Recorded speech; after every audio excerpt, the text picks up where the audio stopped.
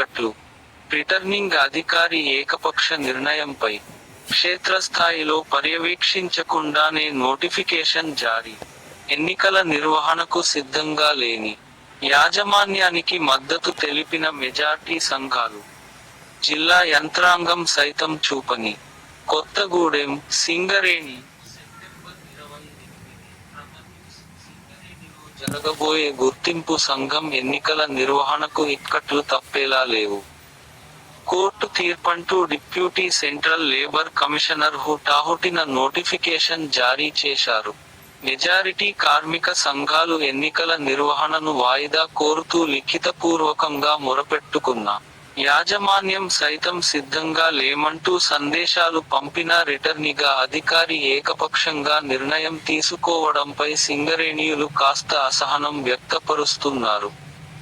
కార్మికులలో సైతం మెజారిటీ వర్గాలు ఎన్నికలను వాయిదా వేస్తేనే మంచిదనే ఏకాభిప్రాయంతో ఉన్నారు. దీంతో పాటు క్షేత్ర స్థాయిలో పర్యవేక్షించకుండా నోటిఫికేషన్ జారీ చేయడంతో కార్మిక సంఘాలు తప్పు పడుతున్నాయి. జిల్లా యంత్రాంగం సహాయం తప్పనిసరి. మినీ అసెంబ్లీని తలపించే ఈ పోరులో ఎన్నికలు, సింగరేణి హెడ్ ఆఫీస్ నిర్వహణ తీరు కూడా అందుకు తగ్గట్టుగానే చేయాల్సిన పరిస్థితి.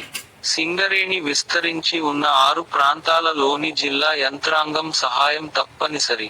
పోలీసు భద్రత కూడా అత్యంత పటిష్టంగా నిర్వహించాల్సి ఉంటుంది. ప్రస్తుతానికి సింగరేణి ఎన్నికల నిర్వహణకు కావాల్సిన అధికారులను సమకూర్చలేమంటూ ప్రభుత్వ అధికారులు ఇదివరకే తమ నిర్ణయాన్ని తెలిపిన సంగతి విదితమే. దీంతో పాటు తెలంగాణలో వచ్చే నెల మొదటి వారంలో శాసనసభ ఎన్నికల నోటిఫికేషన్ వెలువడనుంది. ఇన్ని అంతరాయాల నడుమ ఎన్నికలకు ముందుకు సాగితే భద్రత సంబంధిత సమస్యలు ఎదురయ్యే ఆస్కారం ఉంది. బహిరంగ సభలు, ప్రచారాలు నిర్వహించే చోట కొంత అల్లర్లు జరిగే అవకాశమూ లేకపోలేదు. ఈ ఎన్నికలలో రాష్ట్రంలోని ప్రముఖ పార్టీల నాయకులందరూ ప్రత్యక్షంగా పాల్గొనాల్సి వస్తుంది. మినిస్టర్లు, ఎమ్మెల్యేలు సైతం సభలు నిర్వహించి కార్మిక ఓటర్లను ప్రభావితం చేస్తారు. వీరికి ప్రోటోకాల్, భద్రత ఇచ్చేందుకు పోలీసు సిబ్బంది, ఉన్నతాధికారులు తప్పనిసరిగా పాల్గొనాల్సిన పరిస్థితి నెలకొంది. రాష్ట్రంలో జరగబోయే సాధారణ ఎన్నికల నిర్వహణకు ఓటర్ల జాబితా, ఎలక్టోరల్ రిజిస్ట్రేషన్, ఈవీఎంల పరిశీలనకు సంబంధించిన ముందస్తు ఏర్పాట్ల కోసం కలెక్టర్లు, ఎస్పీలు, ప్రభుత్వ యంత్రాంగం పూర్తిగా తలమునకలై ఉంది. ఈ నేపథ్యంలో కార్మిక ఎన్నికలకు అనేక ఇక్కట్లు ఏర్పడే అవకాశం ఉంది. సిద్ధంగా లేని యాజమాన్యం. సింగరేణిలో గుర్తింపు కార్మిక సంఘం హోదా కోసం జరిగే ఈ ఎన్నికలకు యాజమాన్య సంసిద్ధత తప్పనిసరి. సజావుగా ఎన్నికల నిర్వహణతో పాటు ఉత్పత్తి, పని ప్రదేశాలలో ఎలాంటి అవాంఛనీయ సంఘటన జరగకుండా చూసుకునే బాధ్యత సంస్థ అధికారులదే. అయితే ప్రస్తుతానికి సంస్థలో కీలకమైన 54వ రక్షణ వార్షికోత్సవాన్ని జరిపేందుకు సంస్థ సిద్ధమవుతోంది. దీంతో పాటు జాతీయ స్థాయిలో రెస్క్యూ పోటీలు నిర్వహించే అవకాశం 2 దశాబ్దాల తర్వాత సింగరేణికి దక్కింది. ఈ అవకాశాన్ని ఎంతో ప్రతిష్టాత్మకంగా నిర్వహించాలని యాజమాన్యం యోచిస్తోంది. ముఖ్యంగా గుర్తింపు సంఘ ఎన్నికలలో కొన్ని మార్పులు చేయాలని. సాధారణ ఎన్నికలు సైతం సమీపిస్తున్న వేళ ఇంత హుటాహుటిన ఎన్నికలు జరపడం మంచిది కాదని సంస్థ అధికారులు ఓ నిర్ణయానికి వచ్చారు.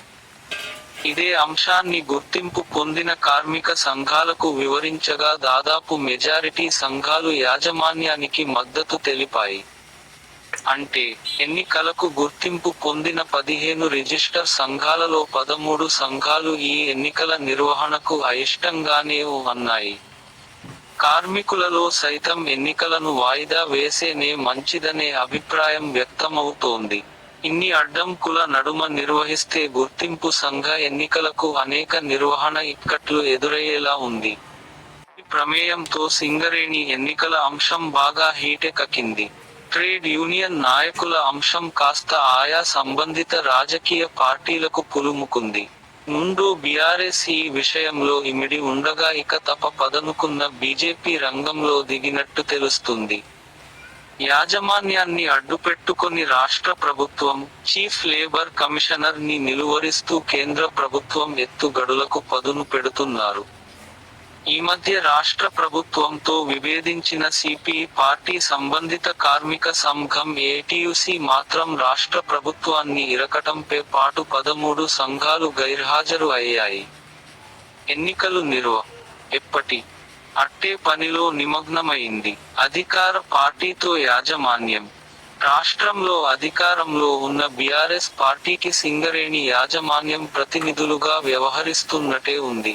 గుర్తింపు సంఘం ఎన్నికలను వాయిదా వేయించాల్సిన అవసరం యాజమాన్యానికి లేకున్నా వాయిదాల కోసం పలుమార్లు కోర్టును ఆశ్రయిస్తుంది. బీఆర్ఎస్ పార్టీ అధినేతల ఆదేశాల మేరకే సింగరేణి అధికారులు కోర్టుకు పరుగులు తీస్తున్నారనే అపవాదు మూటగట్టుకుంది. 3 సార్లు కోర్టు ఆదేశాలతో ఎన్నికలను వాయిదా వేయించుకోగా, ఈసారి గుర్తింపు సంఘాల మద్దతును చాడబెట్టుకున్నాయి. గతంలో ఎన్నడూ లేని విధంగా సంఘ నాయకులను హైదరాబాద్ సింగరేణి భవన్లో ఆతిథ్యం ఇచ్చి మరి మంతనాలు జరిపారు.